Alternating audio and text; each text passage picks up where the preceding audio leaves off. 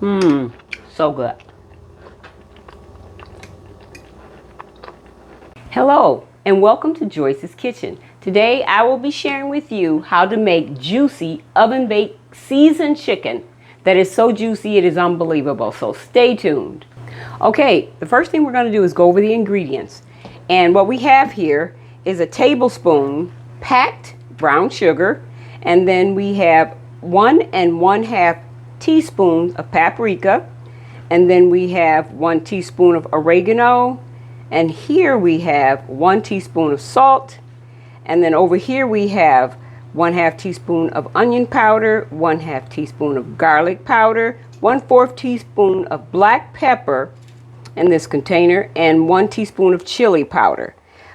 This recipe calls for 4 large chicken breasts, but as you can see, these are supersized chicken breasts, so I'm only using 2 because they are very large chicken breasts. And then you will also need 1 tablespoon of olive oil, and I'm going to combine all of these seasonings, and then I'll be right back to show you how to season the chicken.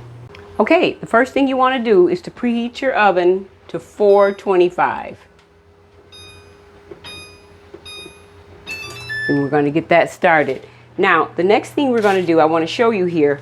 I took all of those seasonings that I had in these cups already mixed, and I poured it into this container, because what I found is that it's easier for me to sprinkle it on the top and the back sides, on both sides, and then rub it in, than it is to just try and dip it in the seasonings. It works a little bit easier for me. You don't have to do it that way, but you can. This makes it a little bit easier for me to evenly get it distributed on the chicken. Okay, and that oil that I told you about, the 1 tablespoon of oil, is simply for, once you get your seasonings on, you're going to drizzle a little bit of the oil on top of the chicken, and I'll show you how. But I don't use the oil because I don't want the extra fat. So I always leave out the oil, and it still turns out absolutely amazing. So you can use the oil if you want, but if you're looking for a lower fat content, then you don't have to use the oil. Okay, so first thing we're going to do is, we've got our oven preheated. We're going to sprinkle the seasoning over the chicken, and then you're just going to rub that in. Real simple. Rub that into your chicken.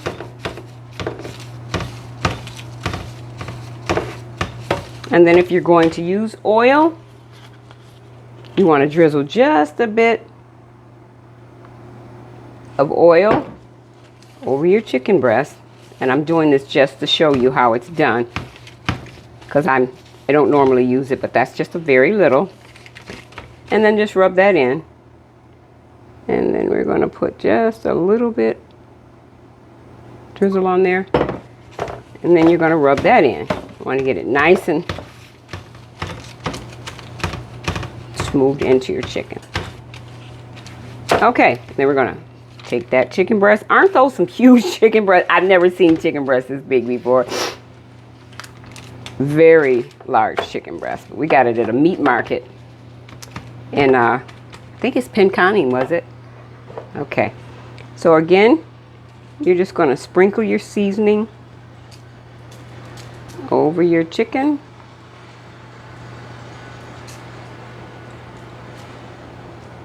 Really good there.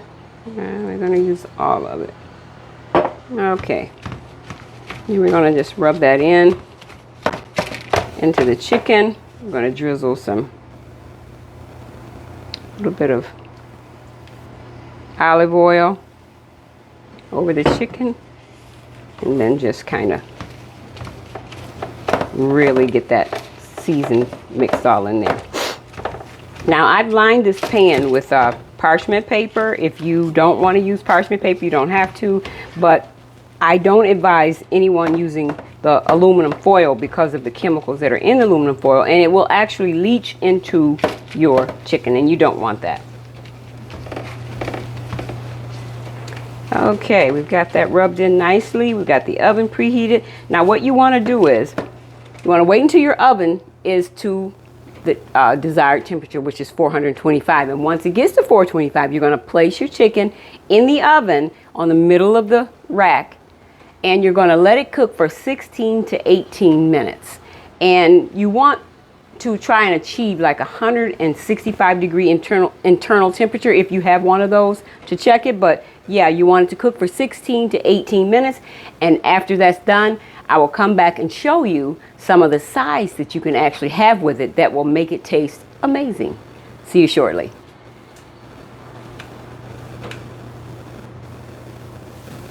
Okay, we're going to take the chicken out of the oven.